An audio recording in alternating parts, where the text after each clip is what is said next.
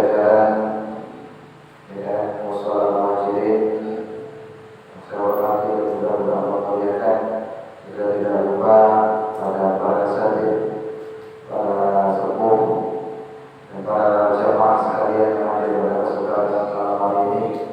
Alhamdulillah kita panjatkan puja dan bersyukur kepada Allah Subhanahu wa taala.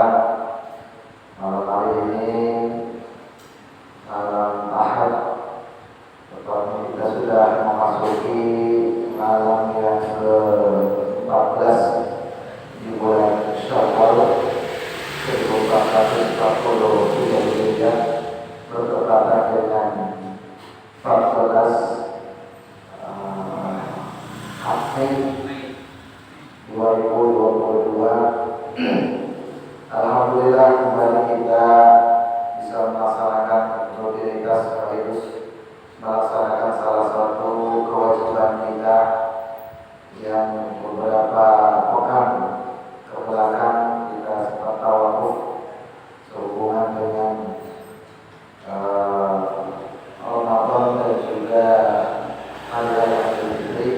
Kembali malam hari ini kita bisa sama-sama duduk di majlis ini mengharapkan ridho Allah Subhanahu wa taala, dan mudah-mudahan Allah Subhanahu wa taala senantiasa memberikan petunjuknya kepada kita semua. Amin ya Allah ya Rabbal alamin.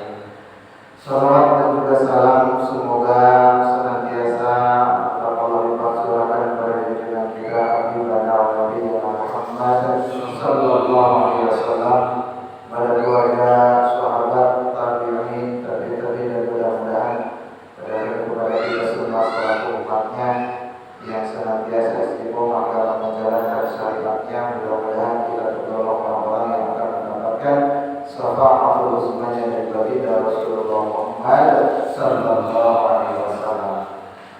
Para hadirin jamaah yang dirahmati Allah Subhanahu wa taala, kajian kita malam hari ini insyaallah akan berbicara mengenai hal yang atau hal-hal yang ada kaitannya dengan hasil daripada pendidikan yang kita lewati di bulan Ramadan, yaitu berupa menjalankan ibadah bulan Ramadan, yang mudah-mudahan semangatnya kita ibadah di bulan Ramadan dapat terus kita lanjutkan walaupun Ramadan sudah berlalu. Bahkan kemarin ngomong-ngomong tadi sebagaimana saya sampaikan malam hari ini, tadi sore kita tanggal 13 waktu matahari terbenam, waktu maghrib kita sudah masuk tanggal 14 bulan Syawal. Masih ada kesempatan bagi yang belum melaksanakan ibadah saum 6 hari di bulan Syawal. Alangkah ruginya jemaah rahimahumullah ketika kita mampu menaikkan puasa 1 bulan tapi tidak mampu meneruskannya 6 hari di bulan Syawal. Sebab kata Nabi, man shoma Ramadan tsumma asyara min Syawal kana kasiyamid dahr. Barang siapa yang berpuasa di bulan Ramadan dilanjutkan 6 hari di bulan Syawal, maka seolah-olah dia berpuasa 1 tahun. Jamaah rahimahullah, ini kesempatan untuk kita semua, selain pahalanya yang Nabi SAW mengatakan seolah-olah kita berpuasa 1 tahun, juga kita melanjutkan, hitung-hitung kita melanjutkan semangat ibadah puasa kita sebagaimana semangat puasa kita ketika berada di bulan Ramadan. Makanya ayat yang mengatakan walitukmilul iddata, dan sempurnakan jumlah bilangan puasamu. Ini walitukmilul iddata di sini selain pengertiannya adalah agar kita menyempurnakan puasa Ramadan 1 bulan penuh, juga ada penafsiran lain yang mengatakan walitukmilul iddata itu adalah sempurnakan ibadah puasa-puasa sunnah, terutama setelah Ramadan berlalu. Di antara puasa yang paling sunnah di antara sekian banyak puasa sunnah adalah berpuasa 6 hari di bulan Syawal. Masih ada kesempatan. Sekarang tadi besok tanggal 14, setelah ini sudah masuk 14, hanya 6 hari di bulan Syawal ini jamaah Allah ya, boleh berturut-turut, itu lebih utama, dan juga boleh terpisah. Ya, misalkan kita puasanya ya sehari puasa, sehari tidak, atau Senin Kamis boleh. Yang penting jumlahnya 6 hari kita niatkan. Ya, nawaitu shauma ghadin min sittati ayyam Syawal sunnatan lillahi ta'ala.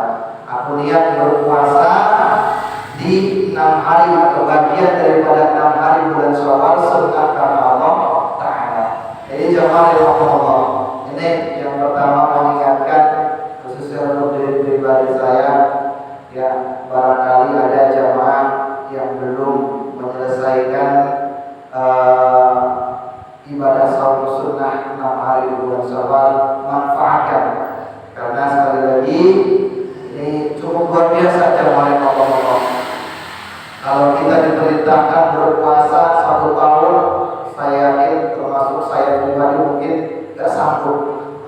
Ya, maka dengan kita berpuasa Ramadan ya sebulan yang lalu, kemudian berada di bulan Syawal ini kita berpuasa 6 hari, maka seolah-olah sama seperti kita kan asyam dahar, sama seperti berpuasa 1 tahun. Oleh karena itu jamaah Allah, mudah-mudahan kita bisa melaksanakannya. Amin ya Allah ya Rabbal alamin. Kemudian jamaah yang dirahmati Allah Subhanahu wa taala, ini juga ada kaitannya di bulan Syawal ini. Tentu saja jamaah Allah, walaupun mungkin kita sudah saling memaafkan satu sama lain, tidak ada salahnya pada forum ta'lim atau pembukaan ta'lim ini setelah tawakuban saya atas nama pribadi dan keluarga dari hati yang paling dalam mengucapkan taqabbalallahu minna wa minkum siyamana wa siyamakum kullu 'am wa antum bi khair. Allahumma minal a'idin wal faizin. Mohon maaf lahir dan batin. Itu ucapan di mana kita berada di bulan Syawal yang komplit lah. Kalau kita kan biasanya kalau lebaran itu paling minal aizin. Ya, mohon maaf ya, biasa gitu kan. Kalau pengen komplit itu taqabbalallahu minna wa minkum siyamana wa siyamakum kullu 'am wa antum bi khair. Allahumma minal a'idin wal faizin. Mohon maaf lahir dan batin. Selamat hari raya Idul Fitri. Itu komplit. Walaupun ya subhanallah, ini sekali lagi termasuk juga fenomena setiap tahun di bulan Syawal kita saling berlomba-lomba seolah-olah demikian untuk saling mengucapkan ya ungkapan-ungkapan yang baik juga setelah berlalunya Ramadan. Namun yang perlu kita ketahui adalah atau yang perlu kita tekankan jamaah Allah, boleh kita mengucapkan apapun ketika hari raya Idul Fitri maupun kondisi di bulan Syawal jamaah Allah, selama itu ucapan yang baik. Akan tetapi jamaah Allah, ya saya sering menyampaikan, jangan lupa ucapan yang paling utama sesuai dengan sunnah ya para sahabat. Ya, sunnah Nabi Sallallahu Alaihi Wasallam itu adalah ucapan taqabbalallahu minna wa minkum. Jadi jamaah Allah itu. Jadi kalau kita kan mohon maaf kebiasaan ya banyak juga macam-macam. Ada yang ketika bertemu salaman minal aizin ya, ada kita ya. Apalagi kalau ungkapannya cuma minal aizin doang, ini belum sempurna kalimatnya ya. Kemudian ada juga yang mohon maaf lahir batin dan sebagainya jamaah Allah. Boleh saja silakan, tapi sekali lagi ungkapan yang utama, ucapan yang utama kita saling mengucapkan satu sama lain adalah kalimatnya sekurang-kurangnya taqabbalallahu minna wa minkum. Ya, semoga Allah menerima ibadah kita dan ibadah kalian semua. Kalau itu kalimatnya seperti itu. Siyamana wa siyamakum itu tambahan. Ya, tambahan para ulama. Kalimat aslinya dalam konteks hadis, dalam teks hadisnya, redaksi hadisnya yaitu taqabbalallahu minna wa minkum. Sampai situ. Ada tambahan siyamana wa siyamakum, bahkan kurang afdal lagi para ulama menambahkan kullu 'am wa antum bi khair. Ya, mudah-mudahan sepanjang tahun kalian semua, kita semua selalu dalam kondisi baik. Itu maknanya. Adapun jamaah rahimakumullah juga ini pun sering saya sampaikan, terkadang banyak juga di masyarakat kita memaknai bahwa minal aidin wal faizin itu artinya mohon maaf lahir dan batin. Padahal minal aidin wal faizin itu gak ada kaitan dengan mohon maaf lahir dan batin. Artinya jauh dari mohon maaf lahir dan batin. Itu sebuah doa. Saya sering sampaikan pula, ini riwayatnya macam-macam ya. Ada yang mengatakan bahwa itu kalimat minal aidin wal faizin itu sebenarnya kalimat doa yang biasa diucapkan oleh para istri dulu ya, zaman dahulu sebelum Rasulullah SAW diutus. Itu orang-orang Arab biasa ketika suaminya akan keluar dari rumah, baik itu untuk perang maupun untuk berburu, itu selalu para istri mengucapkan Allahumma minal a'idin wal faizin. Ya, semoga Allah mengembalikan. Artinya kalau bahasa kasarnya, bahasa sederhananya, semoga engkau kembali dan mendapatkan kemenangan. Itu maknanya. Jadi jamaah rahimakumullah. Jadi terkadang banyak memang ungkapan-ungkapan yang sering tidak asing di lisan, tapi kita sendiri kurang begitu memahami apa itu maksud maknanya. Nah, itu jamaah rahimakumullah, sekedar mengingatkan. Nah, kemudian jamaah yang dirahmati Allah Subhanahu wa taala, setelah Ramadan berlalu, inilah saatnya kita untuk membuktikan keberhasilan ibadah puasa dan juga ibadah-ibadah lain yang kita kerjakan di bulan Ramadan. Utamanya adalah keberhasilan ibadah puasa. Sebagaimana kita ketahui jamaah rahimakumullah, ayat yang memerintahkan kita untuk berpuasa itu ya diawali dengan kalimat ya ayyuhalladzina amanu, kemudian diakhiri dengan kalimat la'allakum tattaqun. Ya, jadi jamaah rahimakumullah, artinya bahwa dengan kita menjalankan ibadah puasa ini, yaitu jelas cerminan orang-orang yang beriman. Namun jamaah rahimakumullah, belum tentu orang yang beriman itu bertakwa. Maka kalimatnya digunakan la'allakum, mudah-mudahan. Ya, semoga kalian bertakwa dengan puasa. Hai orang-orang beriman, kita ini sudah beriman nih. Kita ini orang yang sudah yakin kepada Allah. Tapi iman itu kan tidak cukup hanya pengakuan. Iman itu tidak hanya cukup di hati. Makanya Nabi mengatakan al-imanu uriyan wa libasuhu taqwa. Iman itu telanjang. Artinya ketika seseorang mengatakan saya beriman kepada Allah, saya beriman kepada Rasulullah, saya beriman kepada kitab-kitab Allah dan seterusnya jamaah rahimakumullah, tapi tidak mau melaksanakan syariatnya, ibaratnya kita ini masih telanjang, belum pakai baju. Wa libasuhu taqwa, dan pakaian iman itu adalah takwa. Dan di antara bentuk ketakwaan itu, ya Allah mensyariatkan kita untuk melaksanakan ibadah puasa. Makanya kalimatnya la'allakum tattaqun.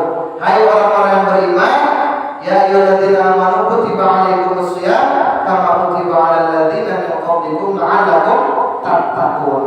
Nah, kalau sudah tattaqun jamaah rahimakumullah, tentu kita semua memaklumi bahwa takwa itu ya, untuk bahasa sederhana yang umum kita pahami, bahwa arti takwa itu adalah menjalankan perintah Allah, menjauhi larangan Allah. Itu makna takwa yang umum. Walaupun ada banyak definisi daripada takwa itu sendiri. Jadi jamaah rahimakumullah, setelah berlalu Ramadan, kita sudah menjalankan ibadah puasa. Mudah-mudahan dengan ibadah puasa yang kita kerjakan di bulan Ramadan yang lalu menjadikan kita golongan orang-orang yang bertakwa. Dan bertakwanya tidak hanya di bulan Ramadan doang,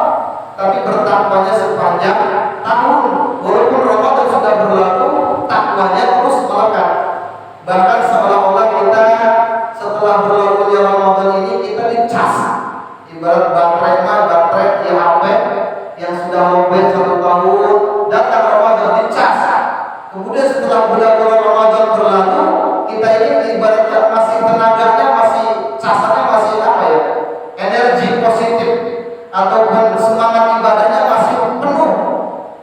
Tapi faktanya, realitanya kadang-kadang mohon maaf, setelah Ramadan ada yang langsung down, ada langsung jeblok, ada tuh.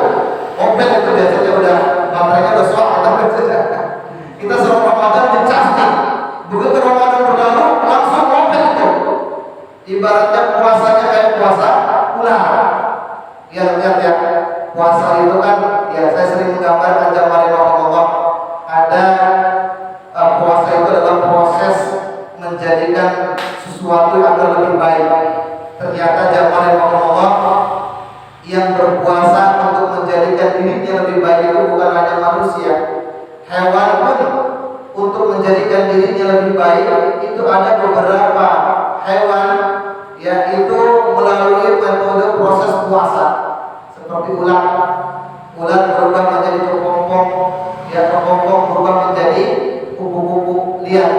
Ular itu binatang yang mungkin kita jijik melihatnya. Apalagi kalau sudah jadi kepompong zaman Allah, ya tidak ada makhluk lain pun yang mau meliriknya. Tapi lihat, setelah kepompong itu berubah jadi kupu-kupu, kemudian dia bisa terbang dan di sayapnya itu indah dan sebagai zaman Allah, sehingga bukan hanya dirinya yang menjadi lebih baik, bahkan makhluk yang ada di sekitarnya pun merasa takjub dengan melihat indahnya kupu-kupu. Padahal awalnya dari seekor ular. Berubahnya ular menjadi kupu-kupu itu melalui metode proses metamorfosis puasa.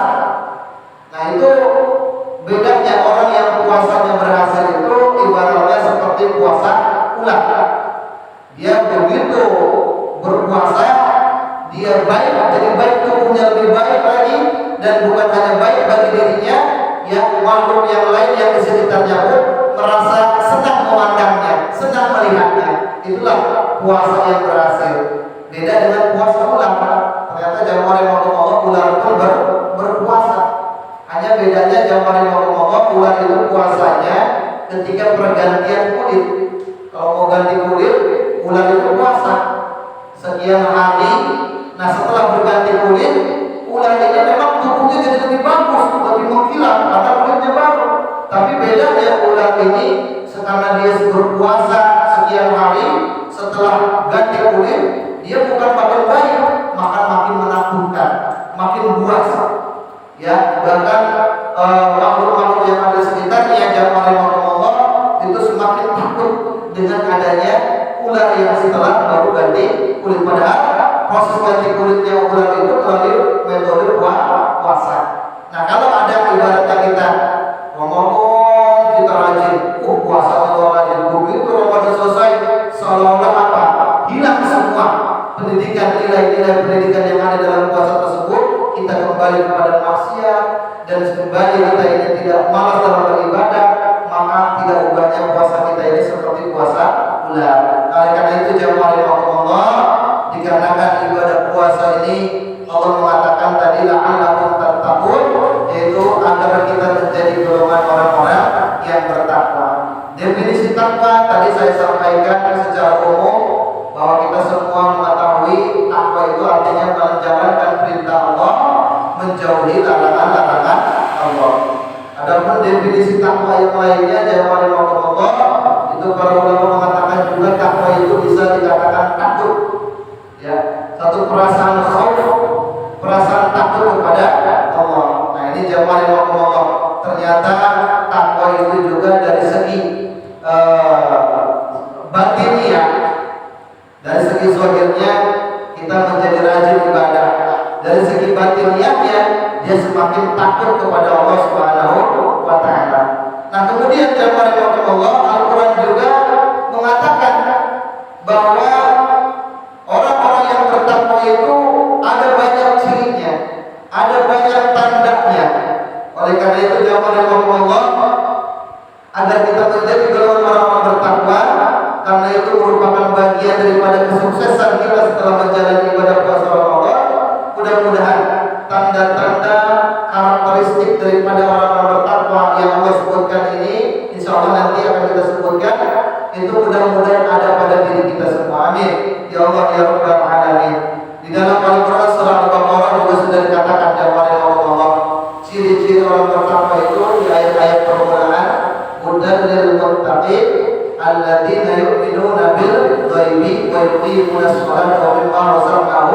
Inna wajadnahum yu'minun. Itu di antara tanda-tanda takwa. Ya, itu orang beriman, mereka juga mendirikan sholat, kemudian menafkahkan rezekinya di jalan Allah dan seterusnya. Namun jamaah Allah, ya secara spesifik dan ini berkaitan erat takwa dengan ibadah puasa ini, sebagaimana cirinya yang diungkapkan atau disebutkan Allah Subhanahu wa taala dalam Al-Qur'an surah Ali Imran ayat yang ke-133 sampai dengan ayat 135. A'udzu billahi minasyaitonir rajim. Bismillahirrahmanirrahim. Wasari'u ila maghfiratin min rabbikum wa jannatin 'arduha as-samawati wal ardu u'iddat lil muttaqin. Perhatikan kalimatnya jamaah Allah. Wasari'u ila maghfiratin min rabbikum, dan bersegeralah menuju kepada ampunan Allah, menuju kepada ampunan dari Tuhanmu, dari Rabb kalian. Wa jannatin 'arduha as-samawati wal ardu u'iddat lil muttaqin. Karena orang yang mendapatkan ampunan tentunya Allah akan mempersiapkan bagi mereka semua adalah surga. Wa jannatin 'arduha as-samawati wal ardu, surga yang luasnya antara langit dan bumi. U'iddat lil muttaqin, yang diperuntukkan bagi orang-orang yang bertakwa. Jadi surga Allah ciptakan diperuntukkan untuk orang-orang yang bertakwa.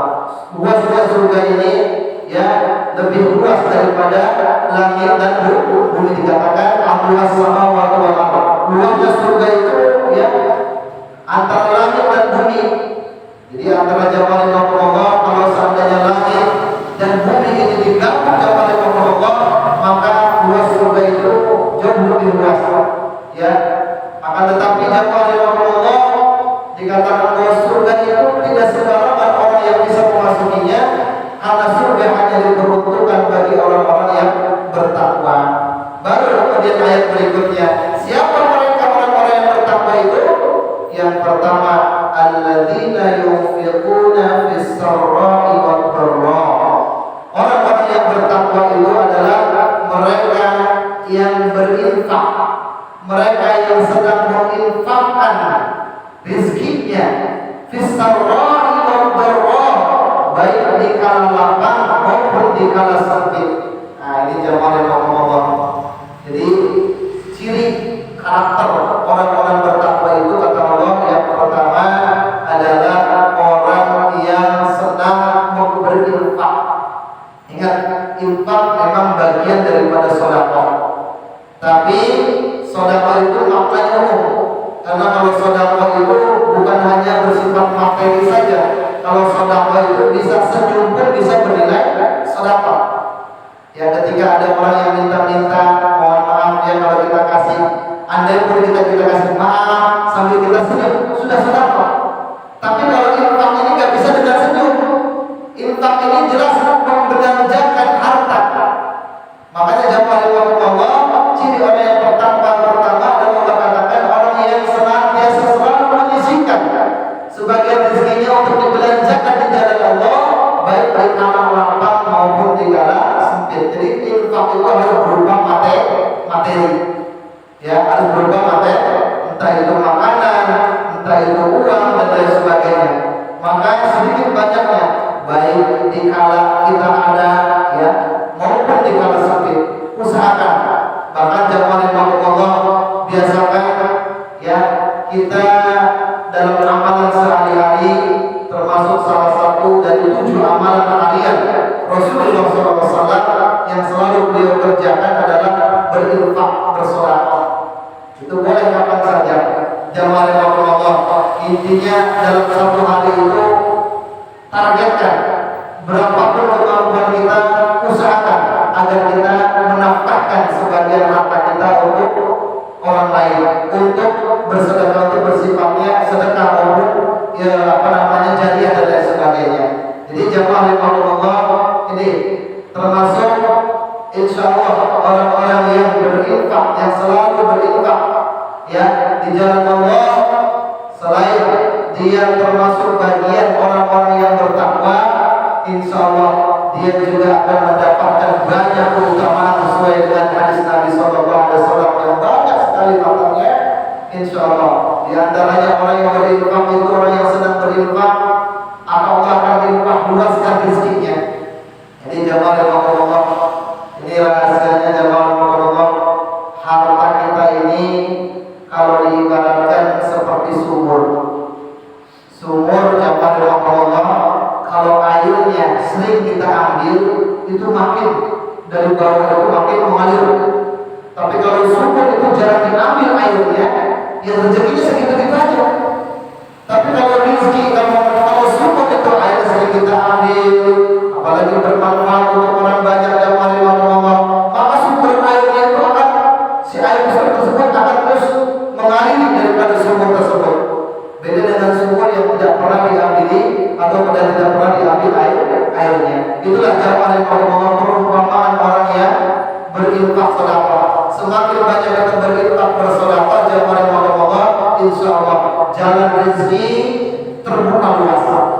Tapi di sini tentunya jamaah Allah harus perlu keyakinan tentunya saja jamaah Allah, dan juga jangan terlalu berlebihan juga.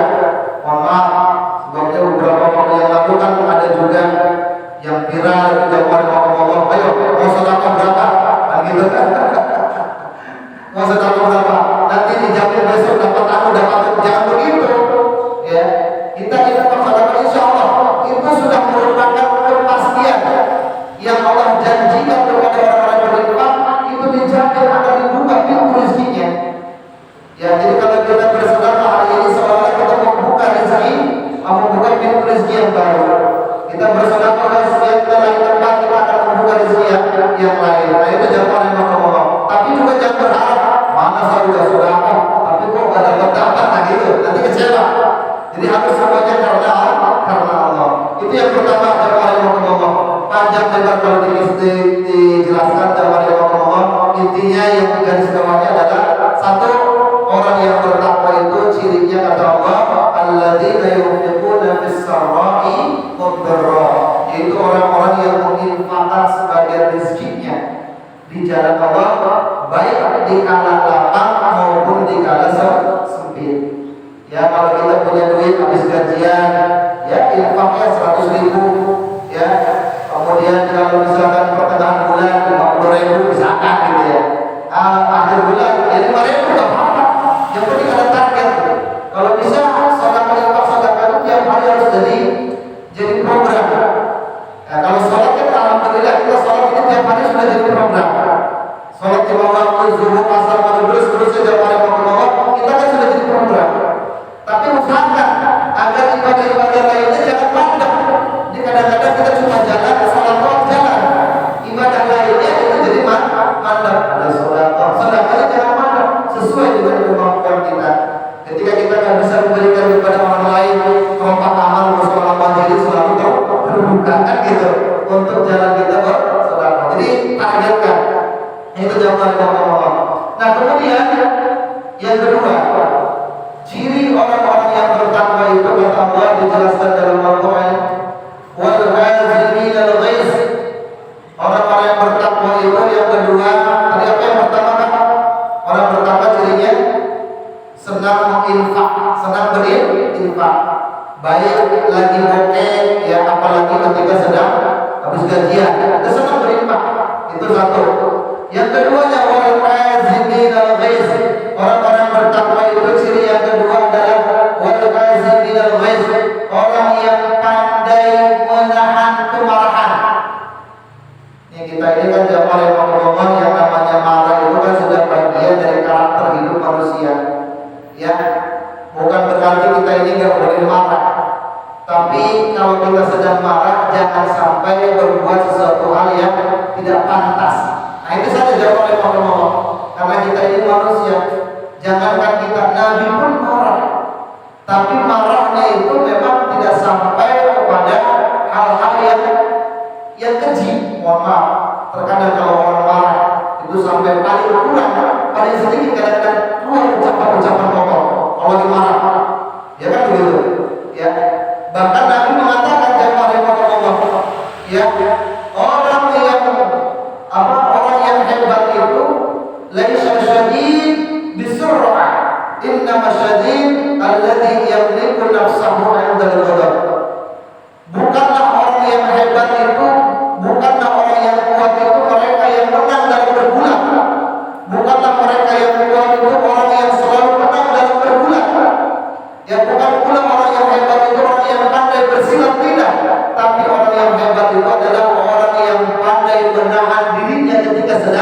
marah. Nah, zaman yang Allah, ya mungkin semua setiap saat kita pun pasti punya marah. Tapi ketika kemarahan tersebut yang berubah menjadi perbuatan yang tidak pantas, keluar ucapan yang tidak pantas, ya dan lain sebagainya, zaman yang Allah, hati-hati. Itu berarti sudah bertentangan daripada karakteristik orang yang bertakwa. Walaupun zaman yang Allah kita harus pahami bahwa marah itu juga pada kondisi tertentu harus kita ini harus marah.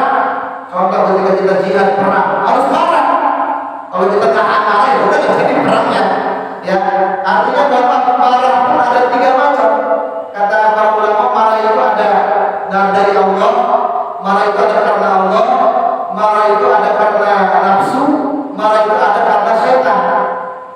Tapi Nabi mengisyaratkan kalau ghadab minasyaitan, kebanyakan marah itu datangnya dari setan.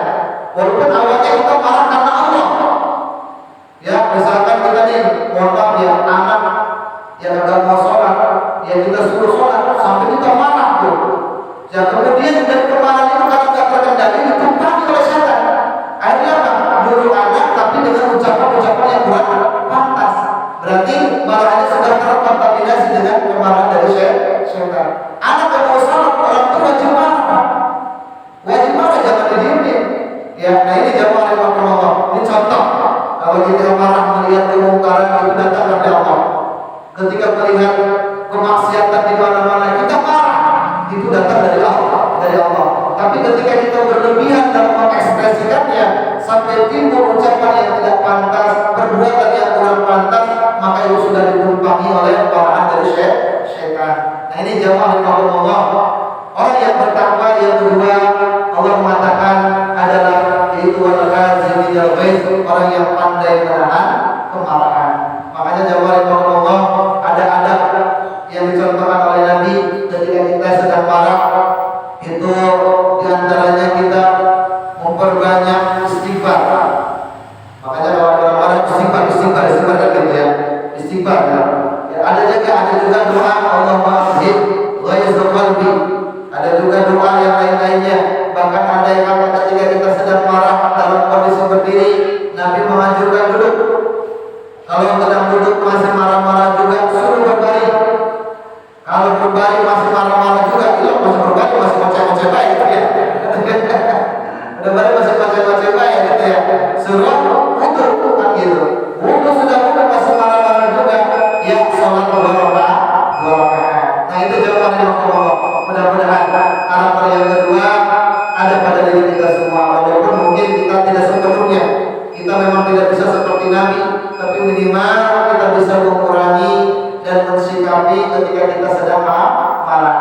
Usahakan semarahnya apapun kita, jangan sampai keluar ucapan yang tidak pantas, perbuatan perilaku yang tidak baik. Yang kita harus selesaikan dulu jamaah yang Allah. Wal 'afina 'anil nas. Kemudian yang ketiga, ciri-ciri orang yang bertakwa adalah wal 'afina 'anil nas, yaitu orang-orang yang mau memaafkan kesalahan orang lain. Nah, makanya jamaah yang Allah, setelah Ramadan berlalu, berpuasa setelah kita selesai, setelah Ramadan kita saling bermaaf-maafan. Karena ciri daripada orang-orang yang bertakwa adalah orang yang senantiasa saling mau memaafkan kesalahan orang lain. Maka hati-hati jamaah yang Allah. Ya, ada sebuah hadis yang mengatakan bahwa orang-orang yang berpuasa Ramadan dan beribadah di bulan Ramadan itu ditangguhkan pahalanya kalau ada dalam hatinya itu unak-unak, masih ada dendam, masih ada kemarahan yang belum termaafkan kepada orang lain, maka itu dalam satu riwayat dikatakan ditangguhkan pahalanya. Maka hati-hati jamaah yang Allah. Yuk kita ingat-ingat, kira-kira ada nggak orang yang sampai sekarang kita ini dendam atau apa yang masih kita belum maafin? Maafin segera, karena ketika kita tidak memaafkan, ibadah puasa kita, ibadah Ramadan kita yang lainnya, pahalanya dipending, ditangguhkan sampai kita benar-benar mau memaafkan kesalahan orang lain. Kan bahkan dalam hadis yang sangat terkenal jamaah Allah, Nabi sampai mengamini ya doa malaikat Jibril ketika Nabi sedang khutbah Idul Fitri. Tiba-tiba juga ketika Nabi sedang khutbah, Nabi mengamini 3 kali, amin, amin, amin. Kemudian setelah selesai khutbah, ditanya oleh sahabat, ya Rasul, apa melihat engkau mengucapkan amin 3 kali padahal tidak ada yang meminta doa kepadamu? Maka kata Nabi, ketahuilah sahabatku, ketika aku sedang khutbah tadi datang malaikat Jibril kepadaku dan memintakan mengamini 3 doanya. Memang apa amin doanya malaikat Jibril? Yang pertama, malaikat Jibril berdoa, ya Allah, jangan kau terima ibadah kaum puasa dan ibadah Ramadan lainnya, yaitu anak-anak yang durhaka kepada kedua orang tuanya. Makanya kalau hadis ini jamaah Allah ini sangat dipakai oleh orang Indonesia. Terbukti dengan adanya tradisi mudik ini jamaah Allah, ini sesungguhnya bagian daripada ekspresi mengaplikasikan hadis ini. Ya, saking takutnya ibadah Ramadan tidak diterima walaupun macet, ya, walaupun di jalan dia perlu berdesak-desakan, orang rela mudik demi untuk berjumpa dengan kedua orang tuanya. Maka luar biasa, orang-orang yang baru mudik itu kelihatan bersih wajahnya. Kenapa? Karena benar-benar orang tua tujuannya adalah untuk berjumpa orang tua. Bahkan kadang-kadang saking bersihnya sampai ke dompet bersih. Saking bersihnya dosa sampai ke dompet pun pada bersih. Itu jemaah wal afina 'anil nas, Allahu yuhibbul muhsinin, dan Allah menyukai orang-orang yang berbuat baik. Dan yang terakhir jemaah Allah, walladzina idza fa'alu fahishatan aw zalamu anfusahum dzakarullah fastaghfiru lidzunubihim. Yaitu orang-orang yang bertakwa, ciri berikutnya adalah apabila dia berbuat maksiat atau dia berbuat zalim kepada diri dia sendiri, kemudian dia segera ingat kepada Allah dan segera memohon ampun kepada Allah. Nah, ini termasuk ciri orang-orang bertakwa. Ini ternyata jamaah Allah, kita ini punya peluang menjadi golongan orang-orang yang bertakwa. Sebab dikatakan dalam Al-Quran tadi bahwa fa'idza walladzina idza fa'alu fahishatan. Kalau kita berbuat salah, kalau kita berbuat dosa, kita buru-buru ingat kepada Allah dan buru-buru minta ampun kepada Allah, maka itu pun karakter daripada orang-orang yang bertakwa. Mudah-mudahan jamaah Allah, kita kan manusia, ya, apalagi saya jamaah Allah yang selalu banyak bicara, tentu dosa saya lebih banyak di lisan. Maka jamaah Allah, tatkala ketika menyadari maupun tidak kita sadari lisan kita menyakiti orang lain, maka obatnya adalah dengan segera mohon ampun kepada Allah, minimal dengan memperbanyak istighfar. Maka jamaah Allah, usahakan kalau bisa gitu ya. Sampai ada yang mengatakan kalau kita habis ngobrol sama siapa saja, apalagi saya nih, habis ngomong, ya habis ceramah dan sebagainya, kalau bisa setelah itu kafaroni dengan istighfar minimal 100 kali. Sebab barangkali ketika kita ngomong, baik ketika ceramah maupun ketika kita ngobrol, ada ucapan-ucapan di rumah yang berulang, astagfirullahaladzim, astagfirullahaladzim, astagfirullahaladzim. Kalau itu kita ini menyakiti orang lain dan kita ini tidak mampu ataupun belum siap untuk jujur kepada orang lain karena telah menyakiti orang lain, minimal astagfirullahaladzim li walidayya wa li ashabil huquqi wajibati alayya. Sebutin nama orang tersebut. Nah, ini jamaah Allah.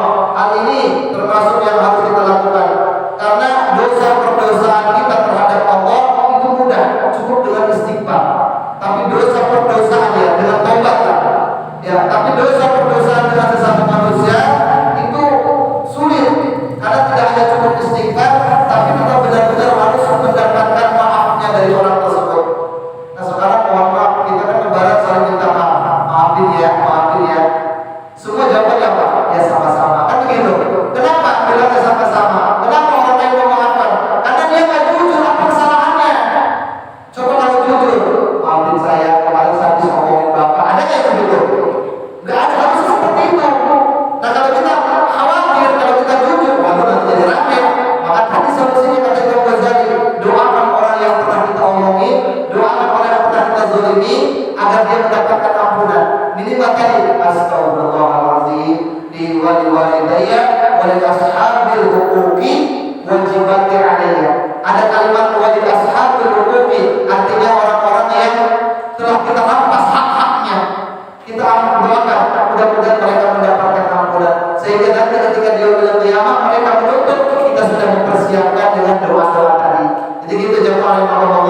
Kalau kita ingin mendapatkan ampun maaf dari orang lain, dan jika kita tidak mampu jujur atas kesalahan kita, maka doakan orang yang telah kita zalimi, doakan orang yang telah kita berbuat salah kepadanya, yaitu agar mereka mendapatkan ampunan. Selain kita pun mendapatkan ampunan. Demikian jamaah yang Allah, itulah karakter orang-orang yang bertakwa. Satu, orang yang bertakwa itu adalah orang yang senang berinfak. Yang kedua, orang yang pandai menahan kemarahan. Yang ketiga, orang yang mau memaafkan kesalahan orang lain. Yang keempat, orang yang selalu berbuat baik. Yang kelimanya adalah orang-orang yang apabila berbuat salah, berbuat dosa, dia segera ingat Allah dan segera mohon ampun kepada Allah. Mudah-mudahan 5 daripada karakter orang-orang bertakwa itu ada pada diri kita semua. Amin. Ya Allah ya Rabbal alamin. Al-Fatihah. A'udzu billahi minasyaitonir rajim. Bismillahirrahmanirrahim. Alhamdulillahi rabbil alamin. Ar-Rahmanir Rahim. Maliki yaumiddin. Iyyaka na'budu wa iyyaka nasta'in.